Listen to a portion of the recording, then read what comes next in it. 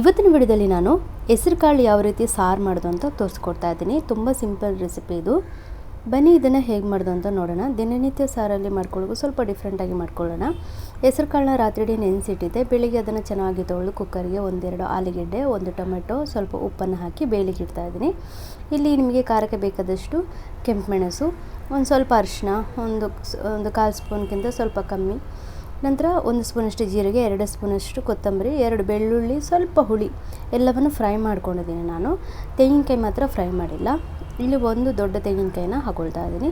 ಈಗ ಹೆಸರುಬೇಳೆ ಕೂಡ ಚೆನ್ನಾಗಿ ಬೆಂದಿದೆ, ನೋಡ್ತಾ ಇರ್ಬೋದು. ಈಗ ಅದನ್ನೊಂದು ಪಾತ್ರೆಗೆ ಹಾಕ್ಕೊಳ್ಳೋಣ.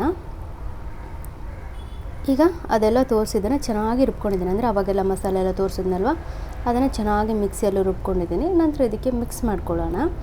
ನಾನು ಜೀರಿಗೆ ಆಗ್ಬೋದು, ಕೊತ್ತಂಬರಿ ಆಗ್ಬೋದು, ಅದೆಲ್ಲನೂ ಫ್ರೈ ಮಾಡಿದ್ದೀನಿ. ಬೆಳ್ಳುಳ್ಳಿ ಮಾತ್ರ ಫ್ರೈ ಮಾಡಿಲ್ಲ.